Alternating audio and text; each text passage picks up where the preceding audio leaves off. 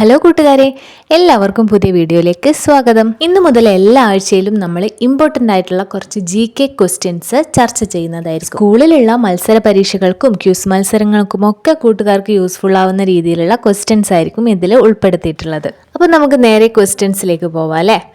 ആദ്യത്തെ ചോദ്യം നോക്കാം.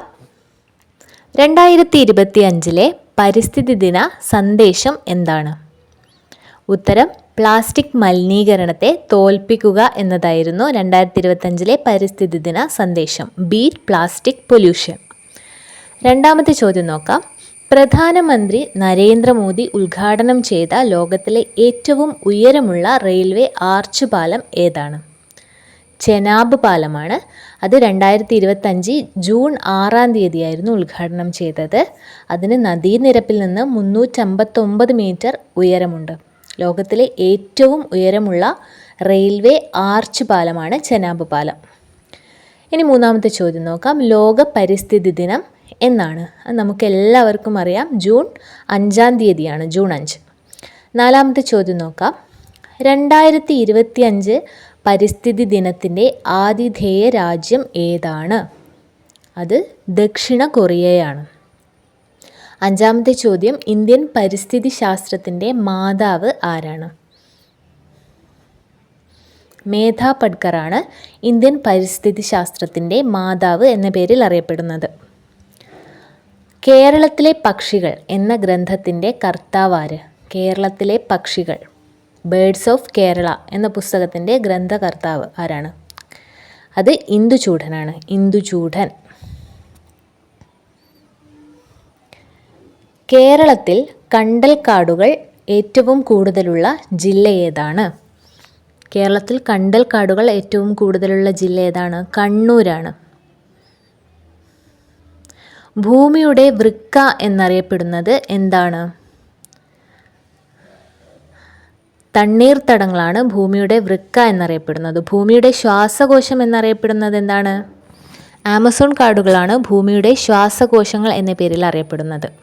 ഒമ്പതാമത്തെ ചോദ്യം. ചിപ്കോ പ്രസ്ഥാനത്തിൻ്റെ സ്ഥാപകൻ ആരാണ്? ചിപ്കോ പ്രസ്ഥാനം ഒരു പരിസ്ഥിതി പ്രസ്ഥാനമാണ്. അതിൻ്റെ സ്ഥാപകൻ സുന്ദർലാൽ ബഹുഗുണയാണ്. സുന്ദർലാൽ ബഹുഗുണ.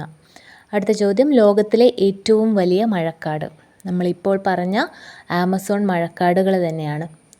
ഭൂമിയുടെ ശ്വാസകോശം എന്നറിയപ്പെടുന്ന ആമസോൺ മഴക്കാടുകളാണ് ഏറ്റവും വലിയ മഴക്കാടുകൾ. 11ാമത്തെ ചോദ്യം. നമ്മുടെ സംസ്ഥാന ചിത്രശലഭം ഏതാണ്? സംസ്ഥാന ചിത്രശലഭം ബുദ്ധമയൂരി. ബുദ്ധമയൂരി.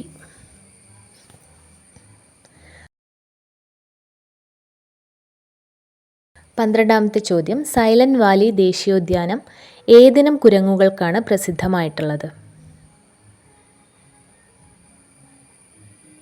സിംഹവാലൻ കുരങ്ങുകൾ. 13ാമത്തെ ചോദ്യം. പ്രകൃതിയുടെ കലപ്പ എന്നറിയപ്പെടുന്നത് എന്തിനെയാണ്? പ്രകൃതിയുടെ കലപ്പ എന്നറിയപ്പെടുന്നത് മണ്ണിരയെയാണ്. മണ്ണിര, എർത്ത് വേം. അതാണ് പ്രകൃതിയുടെ കലപ്പ എന്നറിയപ്പെടുന്നത്. 14ാമത്തെ ചോദ്യം. വംശനാശ ഭീഷണി നേരിടുന്ന ജീവജാലങ്ങളെക്കുറിച്ച് പ്രതിപാദിക്കുന്ന ഗ്രന്ഥം ഏതാണ്? റെഡ് ഡാറ്റ ബുക്കാണ്. Red data book. 15ാമത്തെ ചോദ്യം. പരിസ്ഥിതി പ്രസ്ഥാനത്തിന് തുടക്കം കുറിച്ച റേച്ചൽ കാഴ്സൻ്റെ പുസ്തകത്തിൻ്റെ പേരെന്താണ്? റേച്ചൽ കാഴ്സൻ്റെ പുസ്തകത്തിൻ്റെ പേര് നിശബ്ദ വസന്തം, സൈലൻറ്റ് സ്പ്രിംഗ് എന്നാണ്. അപ്പോൾ ഈ 15 ചോദ്യങ്ങളും കൂട്ടുകാർ നന്നായിട്ട് പഠിക്കുക. അടുത്ത ആഴ്ച മറ്റു 15 ചോദ്യങ്ങളുമായിട്ട് വരാം. കൂട്ടുകാർക്ക് ഉപകാരപ്രദമാകുന്ന വീഡിയോസാണ് ഈ ചാനലിലുള്ളത്. അപ്പോൾ ചാനലൊന്ന് സബ്സ്ക്രൈബ് ചെയ്യാൻ മറക്കരുത്. അതുപോലെ വീഡിയോസിനെ ലൈക്ക് ചെയ്യാനും ഷെയർ ചെയ്യാനും നിങ്ങളുടെ അഭിപ്രായങ്ങളും സംശയങ്ങളും എല്ലാം കമൻറ്റ് ബോക്സിലൂടെ അറിയിക്കാനും മറക്കരുത്. മറ്റൊരു നല്ല വീഡിയോയുമായിട്ട് ഞാൻ വീണ്ടും വരാം. അതുവരേക്കും ബൈ.